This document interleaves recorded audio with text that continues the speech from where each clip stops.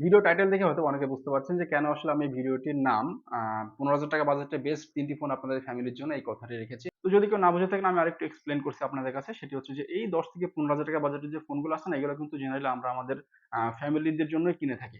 তো আমাদের মা-বাবা, ভাই-বোন যারা আছে বা হচ্ছে আমাদের কাছাকাছি যারা ছোট ভাই আছে হয়তোবা দেখা যাচ্ছে অনেকে টুকটাক গেম খেলতে পছন্দ করে। তো তারা আসলে মেইনলি এই বাজেটের ফোনগুলাই কিনে। আসলে হাই রেঞ্জের বা হাই স্পেকস এর কোনো ফোনের প্রতি কিন্তু তাদের এক্সপেকটেশন থাকে না।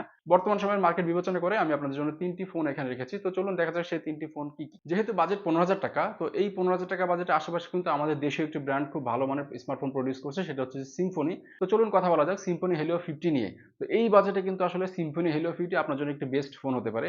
যদিও আসলে আমাদের দেশীয় ব্র্যান্ডগুলো অনেকেই একটু নাক কুঁচকে থাকে যে আসলে এই ফোনগুলো নেওয়া কেমন হবে। তো আমি আসলে এখানে যে ৩ টি ফোন রেখেছি সেই ৩ টি ফোন যদি আপনারা বিবেচনা করেন দেখবেন যে মোটামুটি এই প্রাইসের ভিতরে সিম্ফনি কিন্তু সবচাইতে এগিয়ে আছে। বাজেট হিসাব করলে কিন্তু আপনার ৳১৫,০০০ র নিচেই ফোনটি পেয়ে যাচ্ছেন। তো চলুন দেখা যাক ফোনটিতে কি, কি থাকছে। ডিসপ্লে হিসেবে কিন্তু আপনার এই বাজেটে 6.72 ইঞ্চি ফুল এইচডি প্লাস এলটিপিএস ডিসপ্লে পেয়ে যাচ্ছেন। আর হ্যাঁ, এটাতে কিন্তু আবার ভাই 90 হার্টজ এর রিফ্রেশ রেটও আছে। তবে হ্যাঁ, একটু কমতি এখানে আছে সেটা হচ্ছে ব্রাইটনেস নিয়ে। আমি যদি ব্রাইটনেস নিয়ে বলি আপনারা কিন্তু এখানে ৫০০০ নিটস এর ব্রাইটনেস পেয়ে যাবেন। যেটা কিন্তু মোটামুটি সানলাইটে ইউজ করা একটু টাফ। প্রপারলি আসলে দেখতে সমস্যা হতে পারে। প্রসেসর নিয়ে যদি বলি সিম্ফনি কিন্তু এই বাজেটে বেশ ভালো একটি প্রসেসর ইউজ করছে। সেটা হচ্ছে যে MediaTek এর Helio G88 প্রসেসর। যেটি কিন্তু আসলে এই রেঞ্জের মধ্যে বেশ ভালো একটি প্রসেসর হতে পারে আপনাদের জন্য। এই ফোনটিতে কিন্তু টুকটাক গেমিং আপনারা করতে পারবেন। খুব বেশি এক্সপেকটেশন আসলে রাখাটাও ঠিক হবে না। যেহেতু বাজেটটা আপনারা বুঝতে পারছেন ৳১৫,০০০ বাজেট।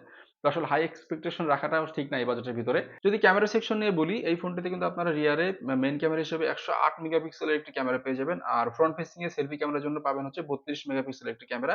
ব্যাটারি হিসেবে কিন্তু আপনার ৫০০০ এমএএইচ এর একটি ব্যাটারি পাবেন। আর হ্যাঁ, এই ব্যাটারিটিকে চার্জ করার জন্য আপনারা এখানে ৩৩ ওয়াটের একটি চার্জার পাবেন। তো এই রেঞ্জের ভিতরে অর্থাৎ ৳১৫,০০০ রেঞ্জ যদি আমরা চিন্তা করি, এই বাজেটে কিন্তু আসলে অন্যান্য কোম্পানি ভাই ৩০ ওয়াট তো অনেক দূরে থাক। ১৫ ওয়াট বা ১৮ ওয়াটের চার্জারই দিতে চায় না।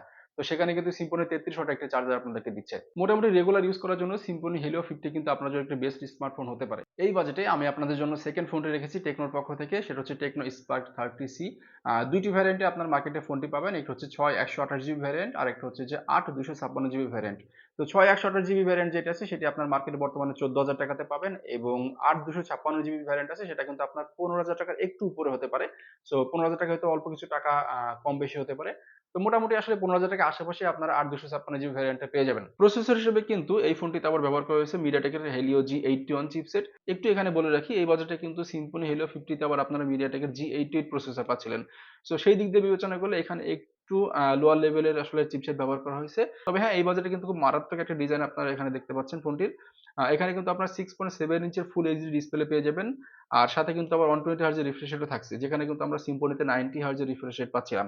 রিয়ারে মেইন ক্যামেরা হিসেবে কিন্তু এখানে 50 মেগাপিক্সেলের একটি ক্যামেরা ইউজ করা হয়েছে। আর ফ্রন্টে সেলফি তোলার জন্য 8 মেগাপিক্সেলের একটি ক্যামেরা এখানে ইউজ করা হয়েছে। সেলফি ক্যামেরা হিসেবে কিন্তু ভাই আমার কাছে এখানে একটু কম মনে হয়েছে। 8 মেগাপিক্সেল একেবারে কম। এখানে তারা কিন্তু 10 মেগাপিক্সেল বা 12 মেগাপিক্সেলের একটি ক্যামেরা ইউজ করতে পারত। RAM এবং স্টোরেজ নিয়ে যদি বলি এখানে ৬ জিবি RAM এর সাথে আপনারা ১২৮ জিবি স্টোরেজ পেয়ে যাবেন। আর ১২ জিবি RAM এর যে ভ্যারিয়েন্ট আছে সেটাতে আপনার স্টোরেজ পাবেন হচ্ছে ২৫৬ জিবি। ব্যাটারি হিসেবে কিন্তু আপনারা এখানে পাবেন হচ্ছে ৫০০০ এমএএইচ এর একটি ব্যাটারি এবং এই ব্যাটারিটিকে চার্জ করার জন্য থাকবে হচ্ছে ১৮ ওয়াটের একটি চার্জার। তো আমি কিন্তু কিছুক্ষণ আগে আপনাদেরকে বলছিলাম যখন সিম্ফনি নিয়ে কথা বলছিলাম যে আসলে তারা কিন্তু এই ৳১৪,০০০ বাজেটে ৩৩ ওয়াটের একটি চার্জার দিচ্ছে। সেখানে অন্যান্য ব্র্যান্ডের ফোনগুলা কিন্তু আসলে এটা কাছাকাছি ওয়াটের চার্জারও দিতে চায় না। তো দেখেন এখানে কিন্তু আমরা টেকনোতে এসে আবার 18 ওয়াটের চার্জার পাচ্ছি এই দামের ভিতরে। এই বাজেটে আপনাদের জন্য আমি ৩য় ফোনটা রেখেছি হচ্ছে OnePlus ব্র্যান্ডের OnePlus Nord N30 AC। তবে দাম নিয়ে যদি একটু বলি ভাই এটা কিন্তু আসলে ৳১৫,০০০ র একটু উপরে মোটামুটি ৳১৬,০০০ র কাছাকাছি আপনারা এখানে পেয়ে যাবেন। তবে এখানে আরেকটু সমস্যা আছে সেটা হচ্ছে যে এই প্রাইস রেঞ্জের কাছাকাছি অর্থাৎ আমি সিম্ফনি এবং টেকনো নিয়ে যখন কথা বলছিলাম তখন কিন্তু আপনাদেরকে বলছিলাম যে ৳১৫,০০০ আশেপাশে আপনারা ওই ২ টি ফোনটিতে ৬ জিবি, ৮ জিবি এবং ১২ জিবি যে RAM আছে সেই ভ্যারিয়েন্টটি পেয়ে যাচ্ছিলেন। তবে হ্যাঁ, এখানে কিন্তু ভাই OnePlus একটু কমতি আপনাদেরকে রেখেছে। এখানে কিন্তু আপনারা মাত্র ৪ জিবি RAM এর ভ্যারিয়েন্ট পাবেন। তবে হ্যাঁ, RAM হিসেবে ৪ জিবি পেলেও OnePlus এর UI সম্পর্কে যাদের আইডিয়া আছে তারা হয়তো জেনে থাকবেন যে OnePlus এর UI কিন্তু খুবই অপটিমাইজড একটি UI। তবে হ্যাঁ, UI অপটিমাইজেশন এর কারণে কিন্তু ৪ জিবি হওয়ার পরেও আসলে তারা এই ফোনটি থেকে তাদের বেস্ট পারফরম্যান্সটি বের করে নিয়ে আসছে।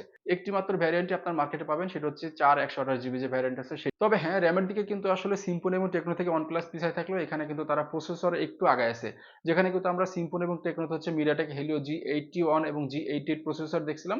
সেখানে কিন্তু OnePlus আবার এই OnePlus Nord N30 AC মডেলটিতে MediaTek Dimensity 6020 যে চিপসেট আছে সেটি ইউজ করছে। ডিসপ্লে হিসেবে কিন্তু আপনার এখানে 6.72 ইঞ্চের ফুল এইচডি প্লাস এলটিপিএস ডিসপ্লে পাবেন।